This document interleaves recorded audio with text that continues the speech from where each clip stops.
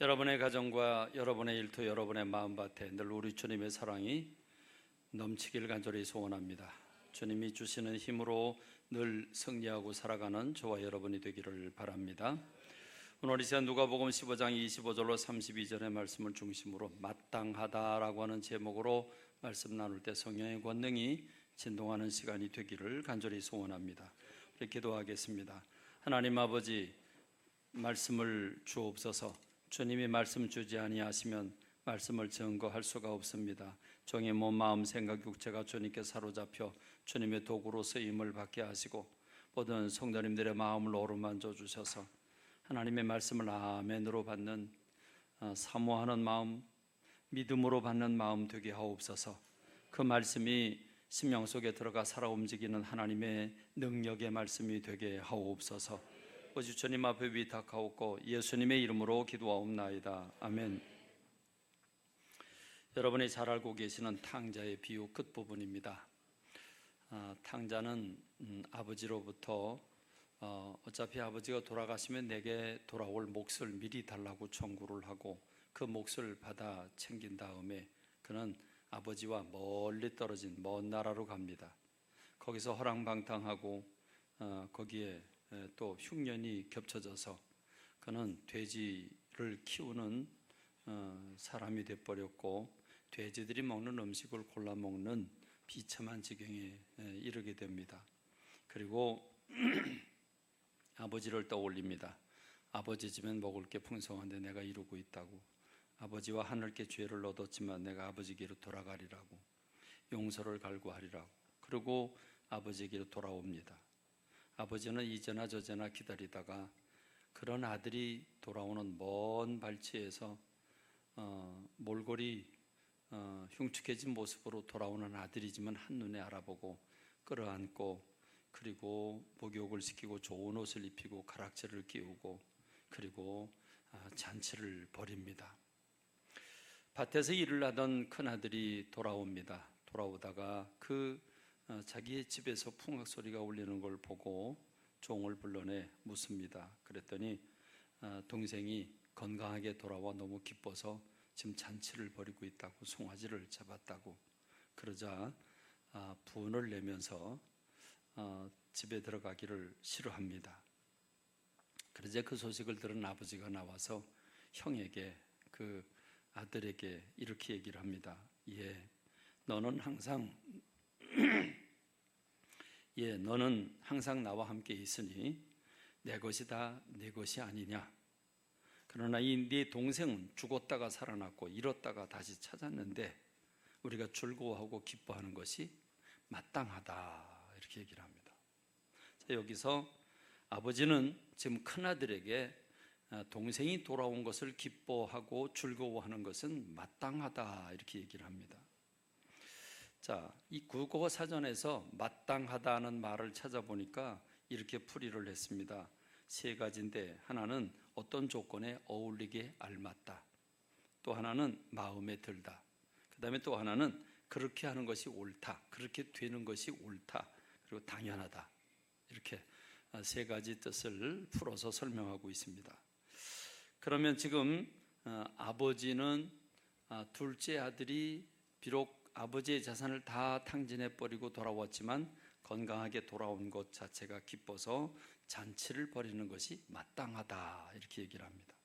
그런데 형은, 그 큰아들은 못마땅하다고 얘기를 합니다. 형은 이렇게 얘기를 합니다. 내가 여러의 아버지를 섬겨 명을 어김이 없거늘 내게는 염소 새끼라도 주어 나와 내 벗으로 즐기게 하신 일이 없었는데 아버지의 살림을 창녀들과 함께 삼켜버린 이 아들이 돌아오매 이를 위해서 살찐 송아지를 잡으셨습니다. 그러니까 지금 큰아들의 입장에서 보면 큰아들은 아버지가 하는 처사가, 아버지가 하는 행동이 옳지 않다, 잘못됐다, 마땅하지 않다. 그래서 못마땅하다고 생각하고 있습니다.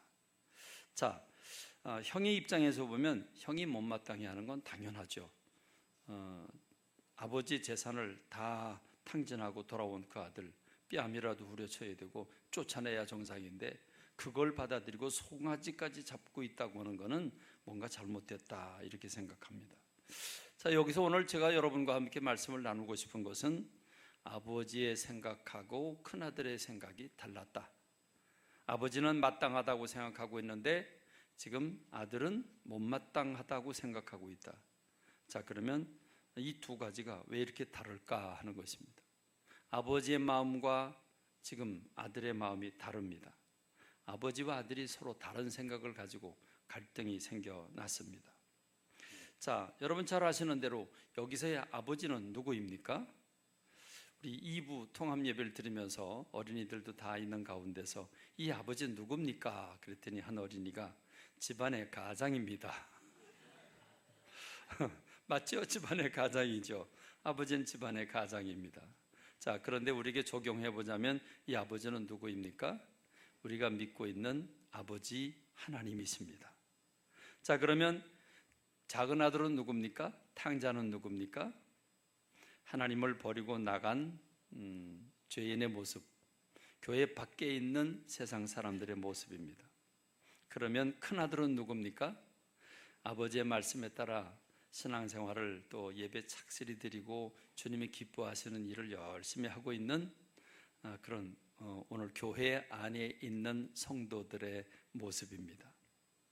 근데 오늘 우리가 주님이 기뻐하시는 삶을 산다고 예배를 올려드리고 주님의 뜻대로 살고 주님이 원하시는 일을 한다고 열심히 할 수 있지만 혹시 우리가 하나님이 정말 기뻐하시는 것은 제껴놓고 우리가 우리 좋아하는 것을 하고 있는 건 아닐까?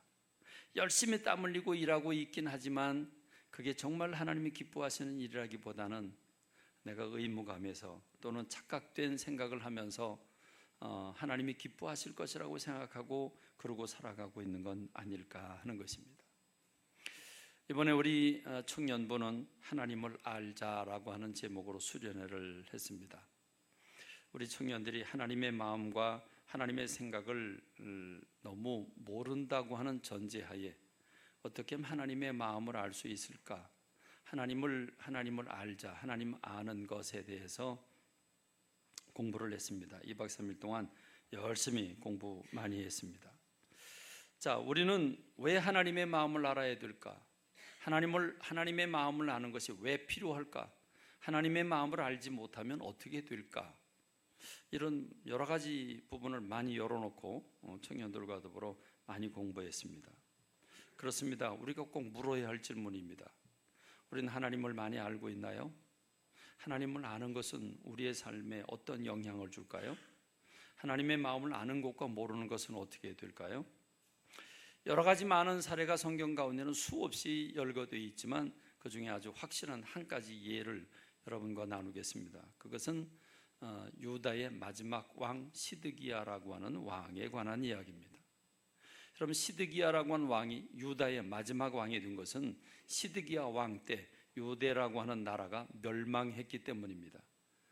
쳐들어온 나라는 바벨로니아입니다. 바벨로니아가 들어와서 지금 이스라엘 성을 완전히 예루살렘 성을 포위하고 있는 그런 상황에서 시드기야가 예레미야를 찾아옵니다. 예레미야 선지자를 찾아와서 너는 나에게 솔직하게 얘기해라. 하나님의 뜻이 무엇인지 알고 싶다. 그렇게 정중하게 질문하고 있는 이 시드기야에게 예레미야는 마음이 좀 두려웠습니다. 그래서 이렇게 얘기를 합니다. 왕이여, 제가 솔직하게 왕에게 얘기를 해도 되겠습니까? 내가 솔직하게 얘기를 해도 왕이 나를 죽이지 않겠다고 약속해 주십시오. 그래서 왕이 약속을 합니다. 안 죽인다. 약속하면 죽이지 않겠다. 나를 감옥에 가두거나 또는 다른 데 쫓아내지 않도록 좀 약속해 주십시오. 그래서 왕이 약속을 합니다. 그래서 시드기야가 하나님께로부터 받은 말씀을 그대로 100% 그대로 전합니다.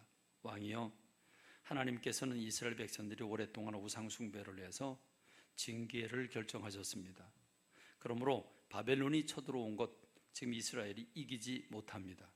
그러니까 바벨론 왕에게 성문을 열고 항복하십시오. 항복하십시오. 그러면 이 성은 무너지지 않을 것입니다. 가옥들은 불타지 않을 것입니다. 그리고 왕의 가족들은 보호를 받을 것입니다. 그리고 왕도 건강한 모습으로 이스라엘 백성들과 함께 바벨론의 포로로 끌려가서 거기서 농사 짓고 거기서 열매 맺고 열매 다 맛보면서 평안히 살게 될 겁니다. 그리고 때가 되면 하나님이 고국으로 돌아오게 하실 것입니다. 이렇게 분명히 얘기를 했습니다. 왜 예레미야가 자기 목숨을 보존해 달라고 지켜달라고 그렇게 부탁을 했냐면, 여러분, 한 나라의 왕이 지금 쳐들어온 적국의 왕에게 항복을 한다는 것은 죽음이나 다름이 없잖아요. 항복하라고 말하는 선지자의 이야기를 어떤 왕이 기쁨으로 받아들일 수 있겠습니까? 그러니까 왕은 그 얘기를 다 듣더니 심각해서 이렇게 얘기를 합니다. 너는 지금 나에게 한 이 말을 누구에게도 말하지 마라. 비밀로 지켜라. 만약 이 말이 새나가면 넌 죽는다 얘기를 합니다. 여러분, 그러면 하나님의 뜻을 예레미야라고 하는 선지자를 통해서 분명히 시드기야 왕은 알아들었습니다. 그럼 이제 어떻게 해야 될까요? 지금 바벨로니아라고 하는 나라는 예루살렘 성을 완전히 포위하고 있는 상태에서 지금 왕이 선택할 수 있는 것은 무엇일까요? 그는 신하들을 설득시켜서 신하들로 하여금 우리가 항복을 하고 하나님의 징계의 채찍을 달게 받자, 이렇게 했어야 합니다. 그런데 여러분, 이스라엘 백성들은, 신하들은 전혀 그렇게 생각하지 않았습니다. 우리나라는 하나님의 선택받은 민족이고 거룩한 백성들인데, 비록 우리가 잠시 죄를 범했다고 할지라도 하나님이 이 축복된 땅, 약속된 땅인데 이 땅을 우리를 여기서 살지 못하도록 쫓아낸다거나, 또는 바벨로니아가 이 나라를 완전히 무너뜨려서 멸망시킨다거나, 이런 일은 절대로 있을 수 없습니다. 우리는 하나님이 지켜주는 백성들이기 때문에 우리나라는 망하지 않습니다. 왕은 하나님의 뜻을 알았지만 그 하나님의 뜻을 실천에 옮길 수가 없었습니다. 결국은 비밀로 붙였고 결국은 이 예루살렘 성은 함락당합니다. 바벨론이 1년 6개월 동안 18개월 동안을 이 예루살렘 성을 포기하고, 그리고 바깥에서 토성을 쌓죠. 토성을 쌓아가지고 올라오는데 뭐 막을 재간이 없는 거죠. 결국 다 무너지고 맙니다. 그래서 성이 뚫리게 되니까 왕이 도망을 갑니다. 신하들을 데리고 도망을 가는데 멀리 못 가죠. 붙잡힙니다. 느부갓네살 왕 앞에 끌려와서 왕은 그 느부갓네살 왕이 보는 앞에서 왕자를 다 죽입니다. 그리고 부인들 다 빼앗아 갑니다. 그리고 신하들의 목숨을 다 처단합니다. 그리고 예루살렘 성은 물론 다 무너졌고 성은 다 가옥들은 다 불탔습니다. 그리고 마지막으로 시드기야 왕의 두 눈을 뽑습니다. 그리고 쇠사슬로 묶어서 바벨론으로 끌고 갑니다. 여러분, 여기서 우리는 하나님의 뜻이 우리에게 얼마나 중요한가 하는 것을 보여줍니다. 하나님의 뜻을 그가 알고 그 뜻에 순종했더라면 성은, 예루살렘 성은 무너지지 않았습니다. 예루살렘 성전도 무너지지 않았을 것입니다. 왕의 왕자들이 보호되고 왕의 부인들도 뺏기지 않았을 것입니다. 그리고 그 자신도 두 눈이 뽑히지 않았을 것입니다. 그렇습니다. 하나님의 뜻을 아는 것과 하나님의 뜻을 알고 순종하는 것, 이것이 생명입니다. 이것이 행복입니다. 그렇습니다. 오늘 우리는 그런 면에서 하나님의 뜻을 알아야만 합니다. 하나님의 뜻을 모르면 안 됩니다. 내 뜻대로 살면 안 된다는 겁니다. 자, 여기서 우리는 하나님의 생각과 하나님의 뜻을 알아야만 하는 몇 가지 이유를 발견합니다. 첫째는 하나님께서 우리 인생들의 주인이기 때문에 그렇습니다. 하나님이 내 인생의 주인입니다. 하나님 나를 이 땅에 보내셨습니다. 왜 보내셨습니까? 하나님, 나라고 하는 존재가 누구인지 이 존재론, 존재 이유, 정체성입니다. 나는 누구인가? 나는 어떻게 살아가야 되는가? 나는 무엇을 해야 되는가? 이런 존재의 이유, 그리고 정체성, 그것은 하나님 나의 인생의 창조주가 아니라면 하나님과 난 관계없습니다. 내가 인생의 주인이 돼서 내 마음대로 살면 됩니다. 그러나 하나님께서 내 인생의 주인이라면, 하나님 나를 창조해 주셨다면 창조한 목적이 있고, 그러면 그 목적에 부합한 삶을 살아야 할 것입니다. 나는 누구인가? 나는 하나님의 자녀이다. 나는 하나님의 것이다. 그러면 하나님이 나를 이 땅에 왜 보내셨을까?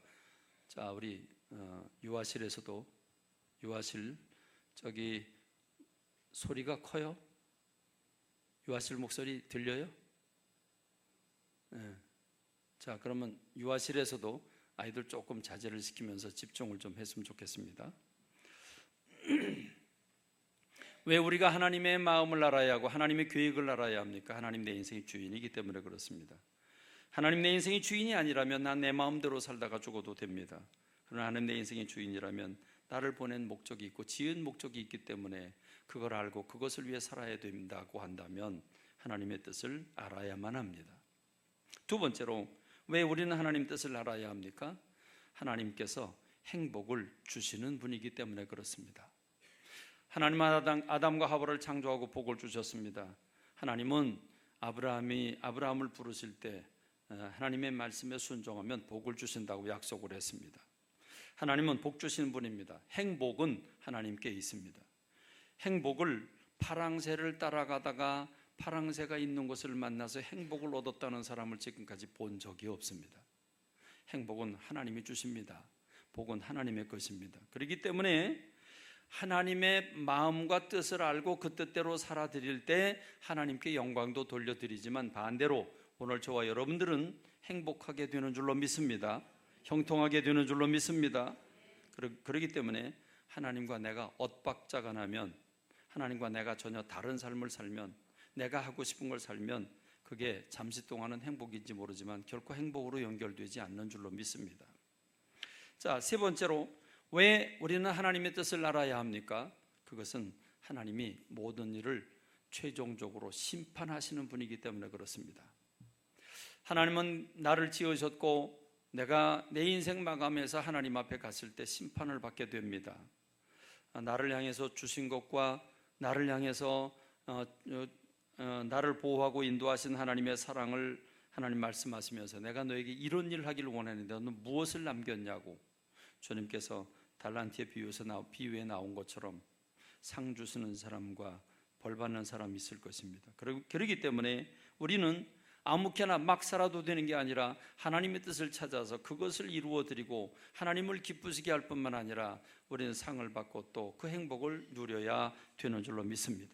그렇기 때문에 하나님의 뜻을 알지 못하고 하나님의 뜻엔 관심이 없으면 그 사람은 진정 믿는 사람이 아닐 것입니다. 그러므로 우리는 하나님의 뜻을 알아야 합니다. 근데 여러분, 내가 생각하고 내가 하고 싶어하고 내가 뭔가 꿈꾸는 일들이 다 하나님이 기뻐하시는 일들이면 얼마나 좋겠습니까? 내가 뭐 하고 싶다. 이거 지금 내가 하는 일, 내가 막 관심 가지는 일, 그게 주님이 관심 가지는 일이고 그게 주님이 기뻐하시는 일이라면 얼마나 좋겠습니까? 그러나 여러분, 만일 나는 열심히 하고 싶고 재밌는 일인데 하나님이 싫어하시는 일이라면 여러분 그거 얼마나 힘들겠습니까? 굉장히 힘들 겁니다. 여러분, 하나님의 생각과 내 생각은 거리감이 얼마나 있을까요?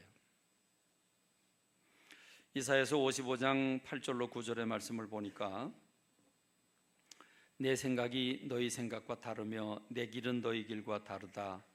하늘과 땅이 높음같이 내 길은 너희 길보다 높으며 내 생각은 너희 생각보다 높다.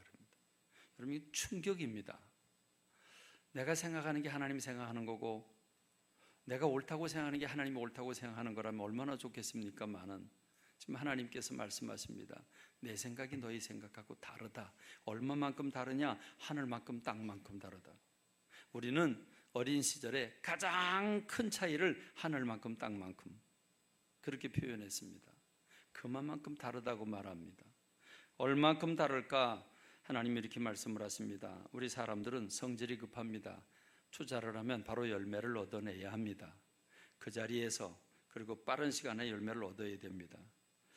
그래서 우리는 멀리 보지 못하고 코앞을 보고 바람만 바라봅니다. 그러나 하나님은 다르죠.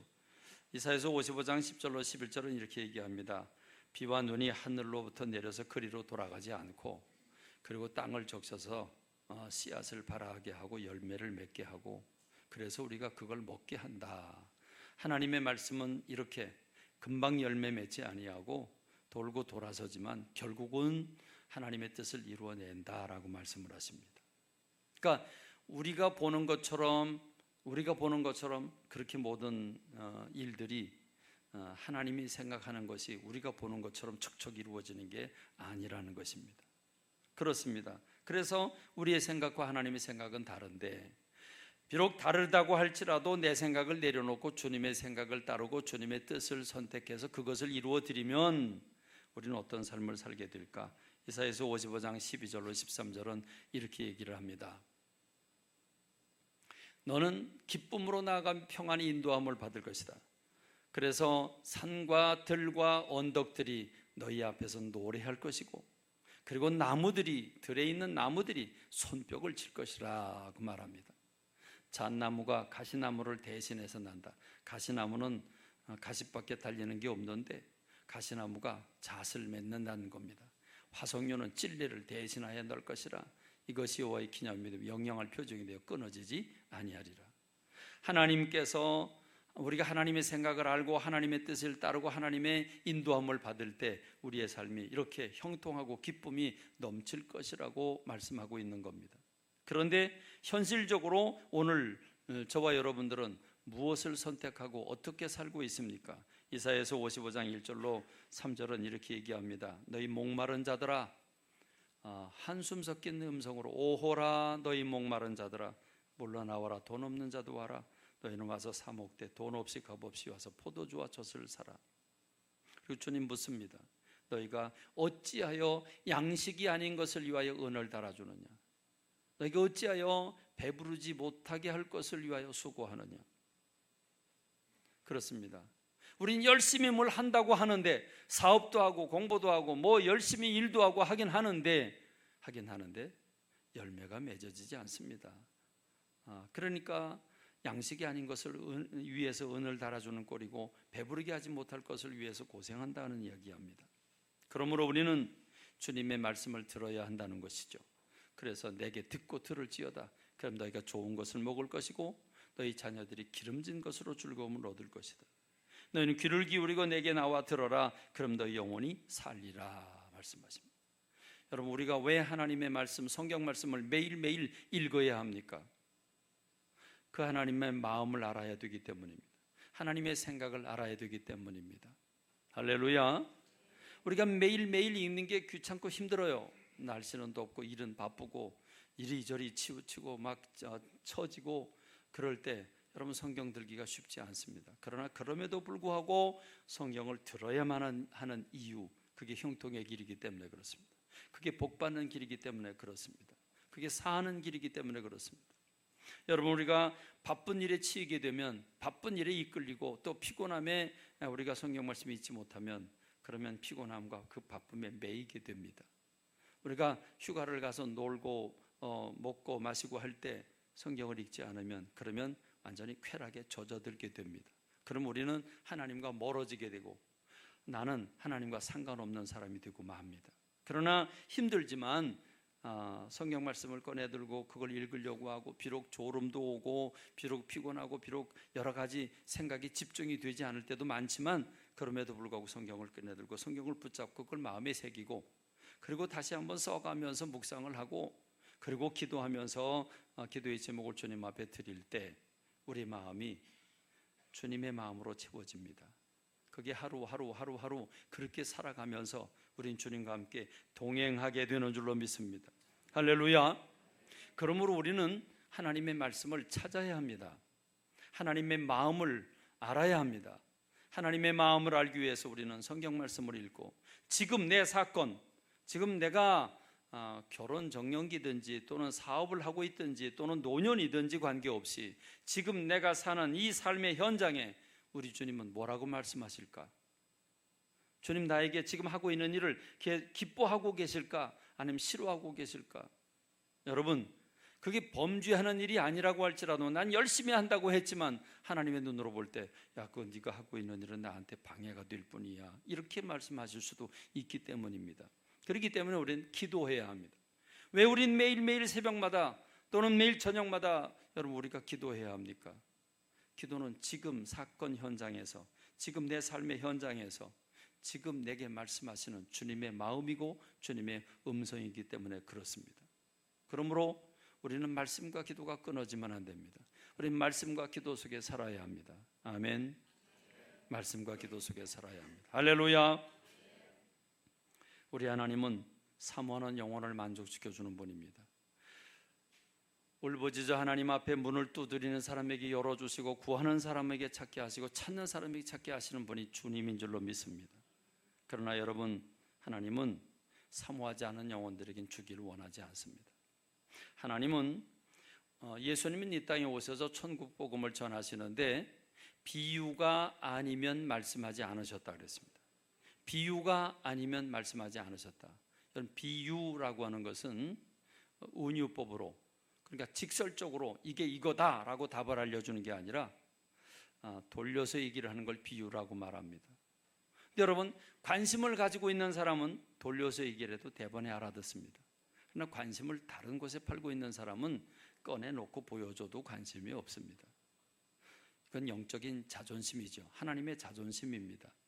하나님께서 그렇게 사모하지 않는 사람에게는 값진 것 주지 않겠다는 겁니다. 그래서 마태복음 5장에서 이렇게 말씀하시죠. 내가 왜 거룩한 것을 들어서, 진주를 들어서 돼지에게 주고 개에게 던져주겠냐. 거룩한 것을 그런 사람들에게 던져주지 않겠다라고 말씀하십니다.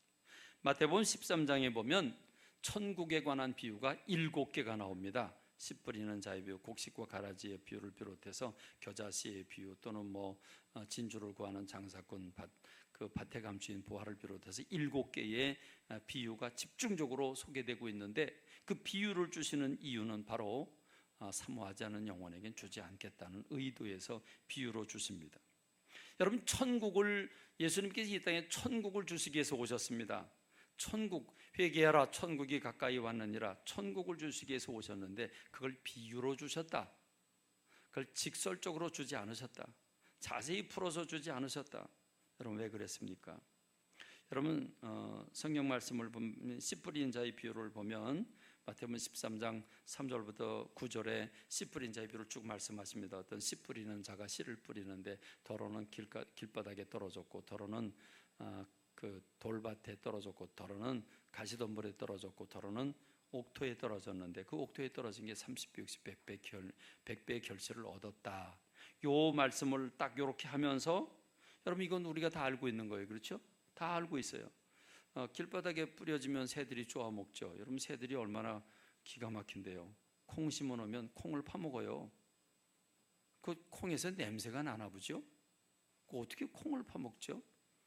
그래서 여러분, 콩에다가 그 꽁을 잡는 방법이 콩 안에다가 그런 그 독을 집어넣어서 그 독을 먹게 하잖아요. 여러분, 생각해 보면 길바닥에 떨어진 씨앗들을 새들이 쪼아 먹는다. 당연한 거죠. 돌밭 위에 떨어진 씨가 뿌리를 내리지 못해 죽는 것 당연한 거죠. 가시덤불 안에 떨어진 씨가 가시가 가로막아서 더 자라지 못하는 것 당연한 거죠. 옥토에 좋은 열매 30배, 60배, 100배 결실은 거 당연한 겁니다. 근데 여러분, 당연한 이야기를 마태복음 13장 9절에서 요 얘기를 하고 난 다음에 귀 있는 자는 들어라 그랬습니다. 다 알고 있는 얘기를 하시면서 귀 있는 자는 들어라 그랬습니다. 여러분, 귀가 다 있죠? 귀가 다 있어요. 귀가 있어요. 여러분, 그 얘기를 듣는 사람들 가운데 다 귀가 있었을 것입니다. 귀가 없는 사람은 아예 못 듣죠. 그렇죠? 귀머거리는 아예 못 들어요. 그러니까 다 귀가 있는 사람들이 하는 얘기예요. 그럼 반대로 뭐죠? 들을 귀 없는 사람은 듣지 마라, 그 얘기입니다. 이건 들었으면 좋겠다는 얘기가 아니라 귀 없는 사람은 안 들었으면 좋겠다는 얘기죠. 왜 그랬을까요? 여러분, 이렇게 비유로 설명을 하니까 제자들이 와요. 제자들이 와서 예수님께 얘기를 합니다. 아니, 예수님이 탁 털어놓고 얘기를 하지 왜 그 비유로 돌려서 얘기를 합니까? 그러니까 예수님이 제자들이 이렇게 얘기를 하시죠. 천국의 비밀을 아는 것이 너에겐 허락됐는데 쟤네들한테는 아니야 이렇게 말씀을 하십니다. 있는 자는 받아서 넉넉하게 되지만 없는 자는 그 있는 것도 빼앗길 것이야, 이렇게 얘기를 합니다. 그러면서 내가 왜 비유로 말하는지 아느냐? 마태복음 13장 13절로 14절의 말씀을 보면 내가 그들에게 비유로 말하는 까닭은 그들이 봐도 보지 못하고 들어도 듣지 못하고 깨닫지 못하기 때문이다. 이사야가 말한 대로 너희가 듣기는 들어도 깨닫지 못할 것이요 보기는 보아도 알지 못하리라. 그래서 내가 비유로 말하는 거다. 그러면서 이 백성들의 마음이 완악하여져서 그 귀는 듣기에 둔하고 눈은 감았으니 눈으로 보고 귀로 듣고 마음으로 깨달아 돌이켜 내게 고침을 받을까 두려워함이라. 여러분 뭘 알기를 간절히 사모해서 막 찾는 사람에겐 조금만 힌트를 줘도 금방 알아채지만 관심 없는 사람에겐 아무리 장구하게 설명을 해줘도 자세하게 설명을 해줘도 잘 못 알아들어요. 무슨 말입니까? 마음이 완악한 사람, 그 귀는 듣기에 둔하고 눈은 감았다는 말은 무슨 말입니까? 이 완악한 사람, 여러분 자기 주장이 센 사람들이 있어요. 대화를 나눠보면 스펀지 같은 사람이 있어요. 뭐라 얘기하면 아 그래요? 그러면서 처음 듣는 얘기처럼, 가만히 생각하면 처음 듣는 게 아닐 텐데 처음 듣는 얘기처럼 그렇게 반응을 하면서 아 그래요? 아 그런 일도 있네요. 이래가면서 서로 주고받고 그런 사람하고 얘기를 나누면 행복해요. 근데 반대로 뭐 얘기하려고 그러면 자기 얘기만 냅다 하고 뭐라고 얘기하면 들을 생각은 않고 그건 반대할 생각만 한 그런 사람들이 있어요. 그러니까 완악한 사람이에요. 이 완악한 사람들은 상대방의 말을 들으려는 마음이 여유가 없어요. 들을 때에는 자기 얘기를 하는데 그 반대거리를 찾기 위해서 듣는 경우가 많습니다. 자기 주장만 하고 상대방은 틀렸다고 말하죠. 이 예를 우리가 어디서 찾을 수 있냐면 전도할 때 찾을 수 있어요. 여러분 전도할 때 우리가 복음을 전하려고 하면요, 복음 받는 사람들은 들어보지도 않고 미리 막을 쳐요. 그렇죠? 들어본 다음에 들어보니까 거기 일리가 있는데 그런데 난 싫다 이렇게 말하면 우리가 아주 신사적이어서 좋겠어요. 아예 안 들어요. 아예 듣기를 거절하고 소금부터 뿌리려고 그러죠. 아예 밀어내죠. 아예 반대합니다. 아예 들을 생각을 안 해요. 그러니까 그때 우리가 복음을 짧게 빨리 전해도 그건 소교의 경일기죠. 아무런 의미가 없어요. 이단하고 얘기할 때 그래요. 이단에 빠진 사람이 얘기를 할 때 잘 들어봐라 여기 요렇다라고 얘기를 하면 자기가 쫙 살펴보면서 정말 그런가 아닌가 요렇게 생각을 하면서 자기 얘기를 하면 좋은데, 이단에 빠진 사람들은 아예 우리가 하는 말은 내가 하는 말을 듣고 자기가 깨닫고 돌아설까 봐 아예 막아놔요. 그리고 아예 들으려고 안 해요. 그리고 이단에서도 그렇게 가르치죠. 뭐라고 얘기하면 아예 듣지 마라. 들으면 헷갈린다. 아예 듣지 마라. 이렇게 얘기를 합니다. 여러분 무섭죠? 이게 바로 그 말입니다. 하나님은 마음의 문을 닫아놓고 갈망하지 않는 사람에게는 주지 않겠다는 것입니다. 천국의 비밀을, 이 하나님의 나라의 보물을, 이 값진 진주를 왜 내가 개에게 돼지에게 던져주겠냐? 그러지 않겠다는 거예요. 그럼 오늘 저와 여러분들이 하나님의 마음을 알고 싶다고, 주님의 뜻을 알고 싶다고, 하나님 주님의 마음 알고 싶다고는 간절한 마음으로 매일 성경을 읽고 매일 기도하면서 하나님 내가 지금 이 사람 만나려고 하는데 이 사업을 하려고 하는데 해야 되겠습니까? 말아야 되겠습니까? 어떻게 해야 되겠습니까? 주님 도와주실 겁니까? 안 도와주실 겁니까?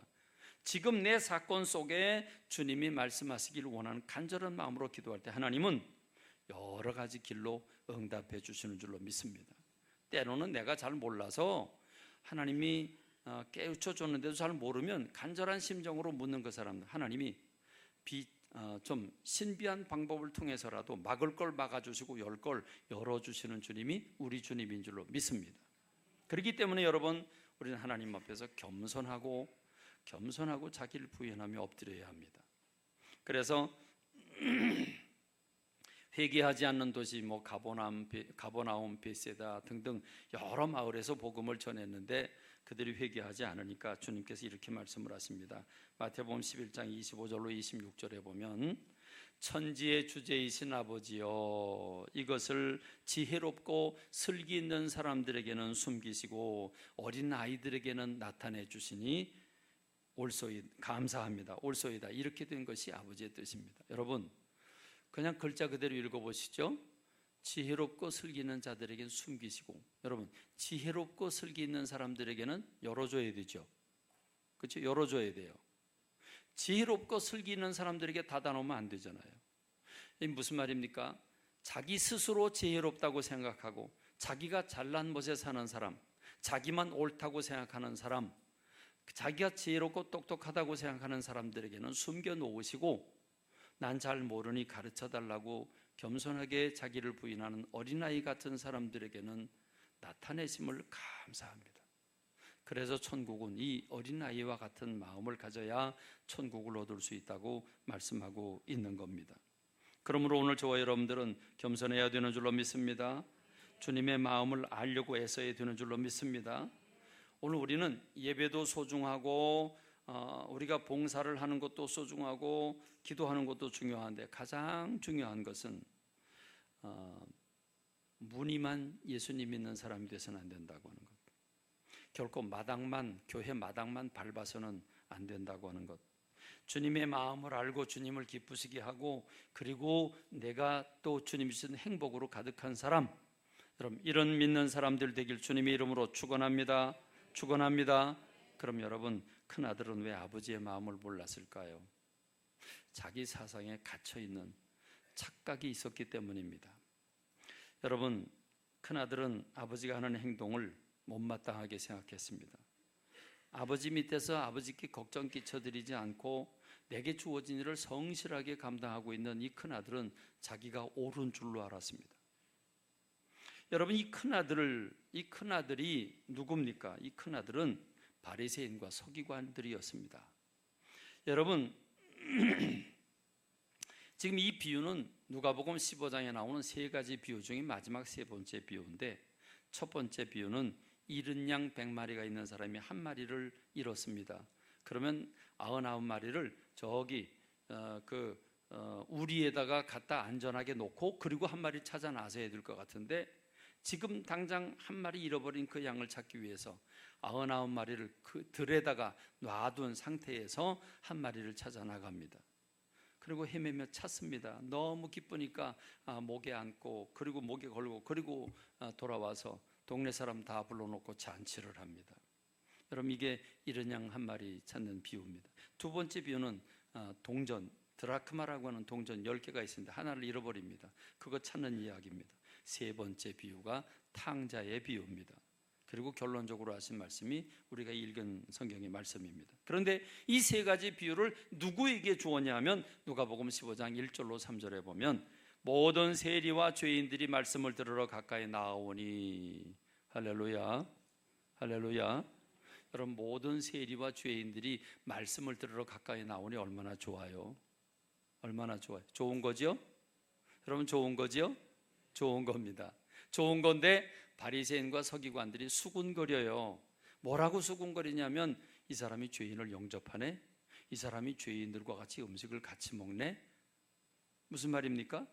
지금 바리새인과 서기관들 바리새인과 서기관들은 누구냐 하면 자타가 공인하는 하나님 잘 믿는 사람들입니다.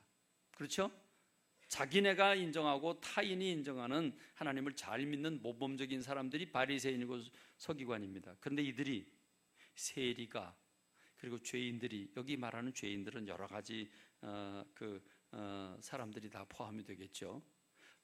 주님 앞에 몰려와서 예수님의 말씀 듣고 회개하면 좋은 거죠. 그런데 그들이 수군거립니다. 예수님 안에서 비방을 합니다. 뭐야 저 사람, 저 더럽고 추악한 사람들, 저 사람들을 영접하고 저 사람들하고 밥을 먹고 저 사람들에게 말씀을 전한다고? 저 사람 이상한 사람 아니야? 이렇게 됩니다. 그래서 예수께서 그들에게 이 비유로 이르시되, 그러니까 이 세 가지 비유는 누구 들으라고 그랬냐면 바리새인과 서기관들 들으라고 들려주는 게 세 가지 비유입니다. 여러분, 이 세 가지 비유를 알려주는 그 세 가지 비유를 들으라고 하는 그 바리새인과 서기관들, 이 사람들은 자타가 공인하는 하나님을 잘 믿는 사람들인데 이들이야말로 하나님의 마음을 몰라도 너무 모르고 있었습니다. 여러분, 우리가 좀 전 이해가 필요한데, 세리는 누굽니까? 세리는 왜 그렇게 이 바리새인들이 싫어했습니까? 지금 이스라엘은 로마의 속국입니다. 로마의 식민 통치를 받고 있습니다. 근데 로마라고 하는 나라의 세금을 걷어가지고 로마에 갖다 바치니까 이건 세리들은 매국노가 되는 거죠. 그렇죠? 그런데다가 조금 받아가지고 조금을 받으면서 백성들을 돌봐주면서 조금 받으면서 로마의 입을 막았으면 괜찮은데 많이 받아가지고 자기가 착복을 하면 도둑놈 되는 거죠.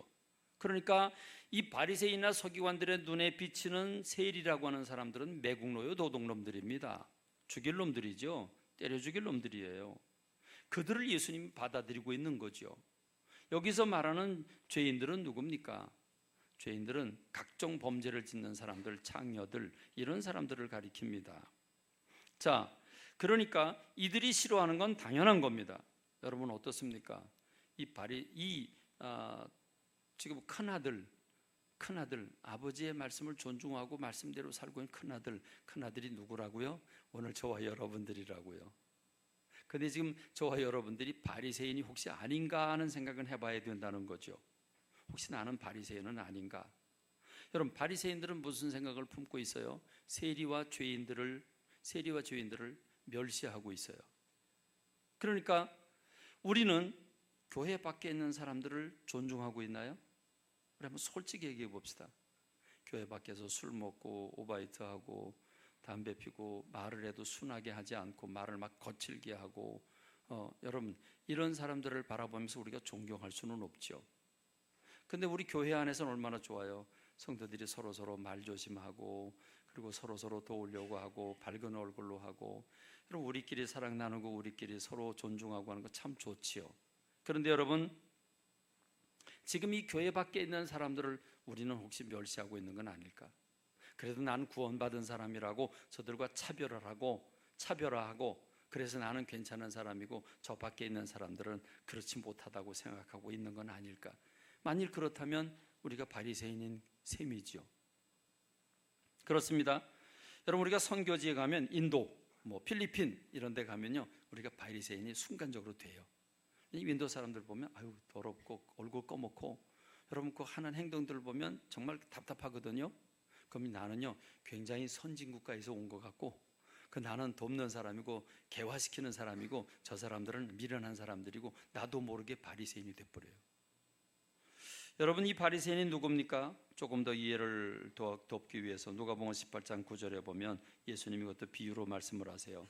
자기를 의롭다고 믿고 다른 사람을 멸시하는 사람, 자기를 의롭다고 믿고 다른 사람을 멸시하는 사람들에게 비유를 한 가지 주는데, 이 비유를 해요.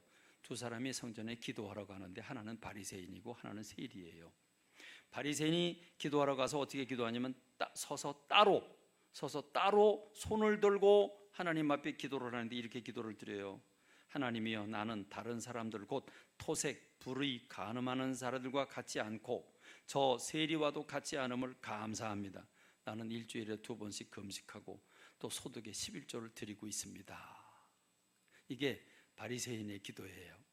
그런데 세리는 멀리 서서 감히 얼굴을 들지도 못하고 그리고 가슴을 치면서 하나님이여 불쌍히 여기소서, 나는 죄인입니다 라고 기도를 합니다. 근데 여러분, 예수님께서 뭐라고 하시죠?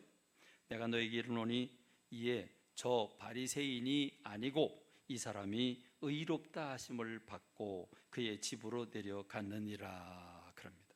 그러니까 여러분, 우리가 토색하고 불의하고 간음하는 사람, 자 이제 현실적으로 얘기해 봅시다. 지금 여기 우리 앞자리나 저기 빈자리에 지금 누가 앉아 있냐면 성폭행을 하고 전자 발찌를 낀 사람이 앉아 있어요. 여러분, 예배의 은혜가 될까요? 한 서너 명쯤 죽인 사람, 살인자가 감옥에 갔다 나온 사람이 지금 그 뒤에 신복수 권사님 뒤에 앉아 있어요. 그 옆에 빈자리에 앉아 있어요. 마음이 편안할까요? 여러분, 그런 죄인이 우리 교회에 왔다고, 맞다고 우리 교회는 죄인이 모이는 곳이라고 우리가 이 사람 감싸 안자고 그렇게 할까요? 그 성폭행하고 전자발찌 찐 그 사람을 우리는 어떻게 대할까요? 봐서는 안 될 사람처럼 여러분, 우리가 그렇게 대하지는 않을까요? 이 사건은 실제로 우리 교회에서 있었습니다.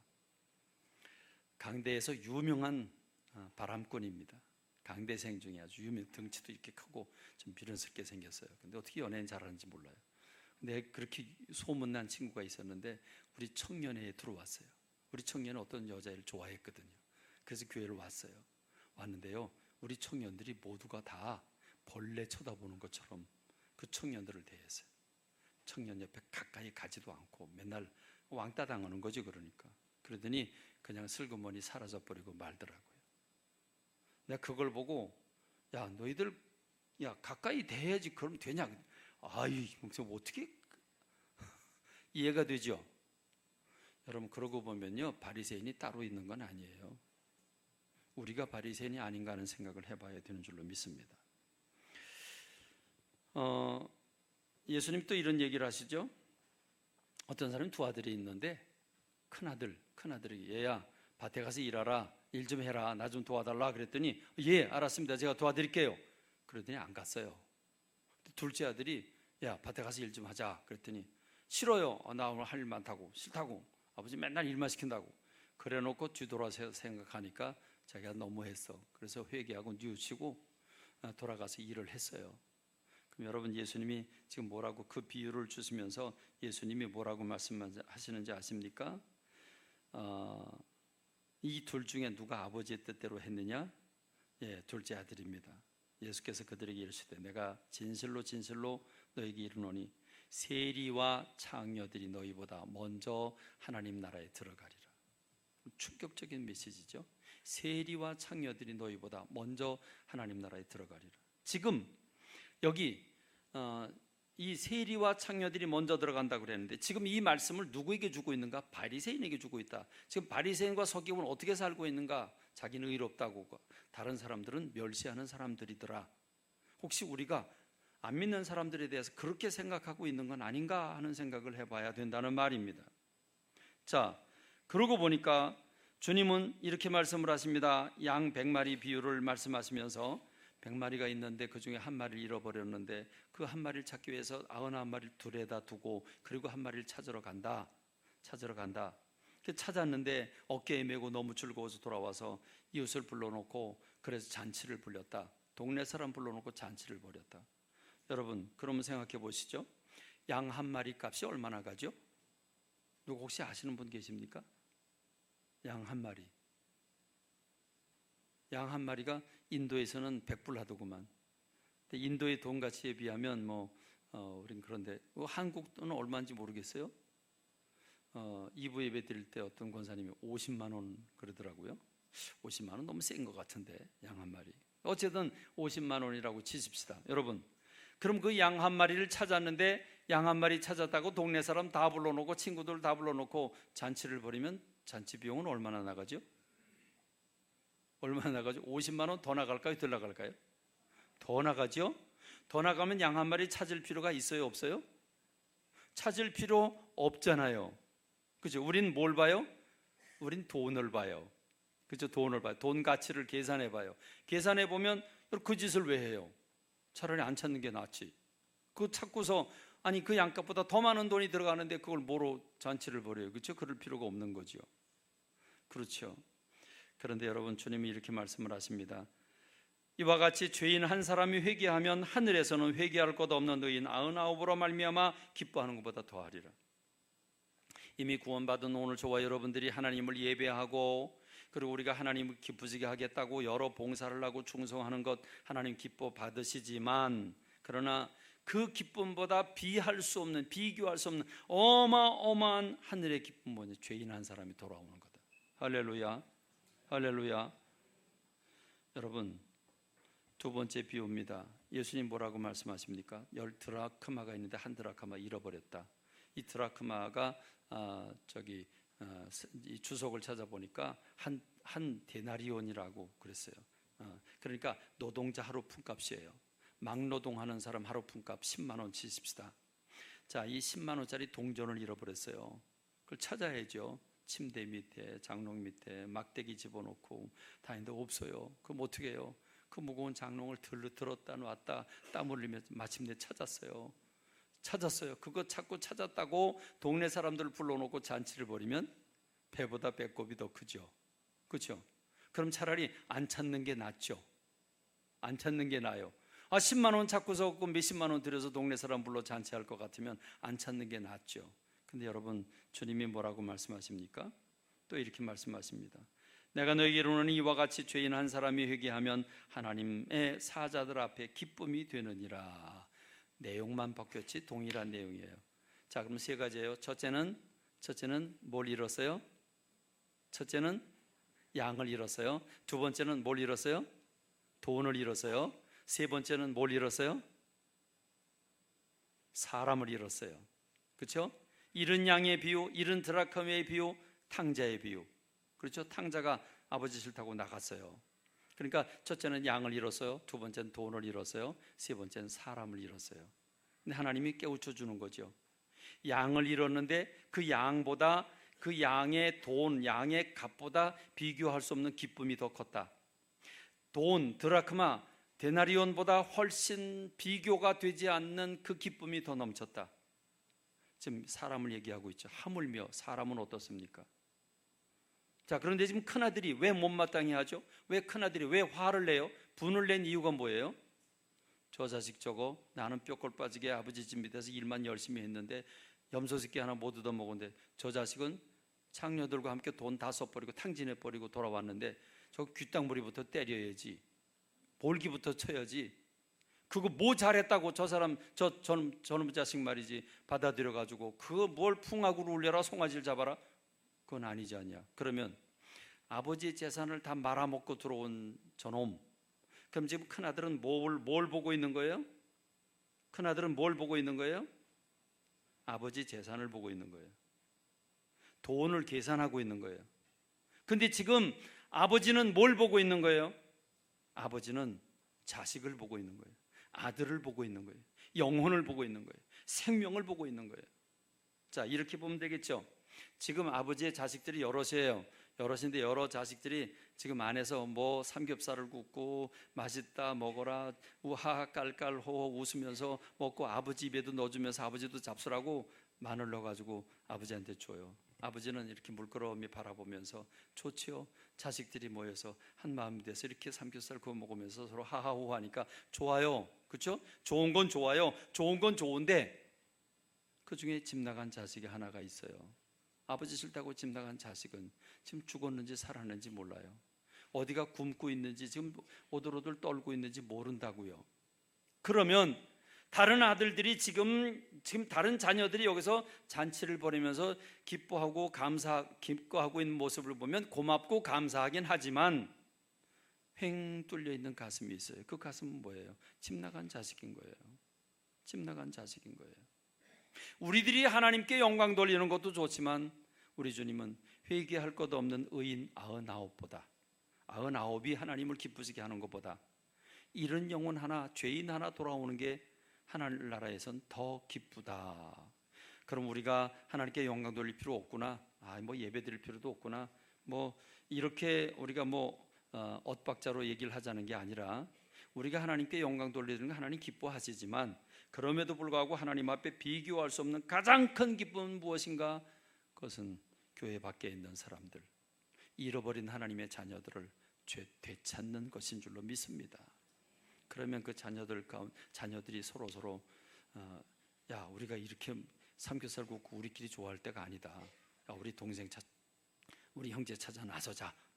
그리고 아버지의 마음을 읽고 뭐 산으로 들로 다른 나라로 가서 찾아가지고 아버지 앞에 데리고 와서 우리 아들 찾았으니까 기쁘게 먹읍시다. 그리고 삼겹살 구워 먹으면 그게 100배 1000배의 기쁨이겠죠?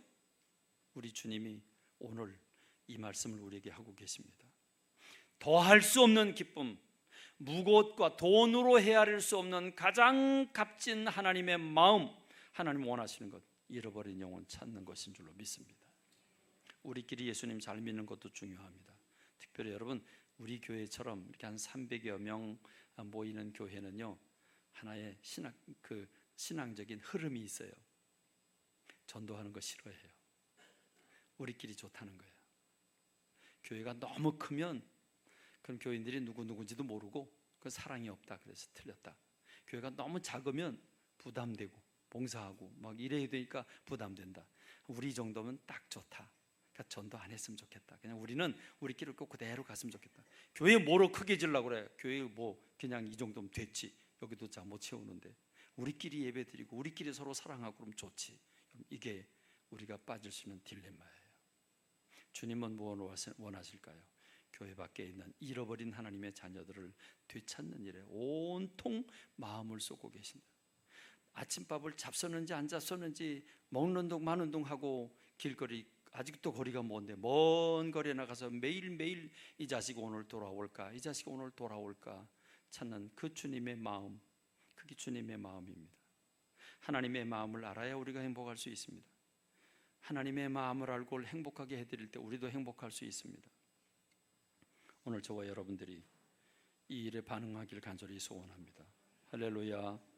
이제부터 오늘 우리가 하나님 기뻐하시는 일에 시간과 마음과 생각과 여러분 열정을 쏟는 저와 여러분들이 되기를 주님의 이름으로 축원합니다. 기도하겠습니다. 하나님 아버지, 은혜와 사랑 감사와 찬미를 주님 앞에 돌립니다. 우리들 모세한테 사랑해 주셔서 오늘 주님의 전 불러주시고 우리 예배를 받아주시나이까. 죄인의 모습으로 왔사오나 우리의 죄를 용서하시고 주님의 품에 안으셔서 예배드리게 하시니 감사합니다.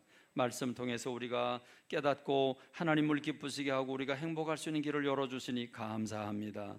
우리 예배를 받으신 하나님, 그러나 우리 예배를 받으신 것보다 죄인 하나가 회개하고 돌아오는 걸 더 기쁘게 받으신다고 했으니 우리가 하나님 큰아들처럼 하나님 내 생각에 사로잡혀서 착각하지 않도록 도와주시고 우리가 겸손한 마음으로 주님의 마음을 품고 거리로 나가 사람들을 주님의 품으로 인도하는 영원 구원하는 전도자들이 되게 하여 주옵소서.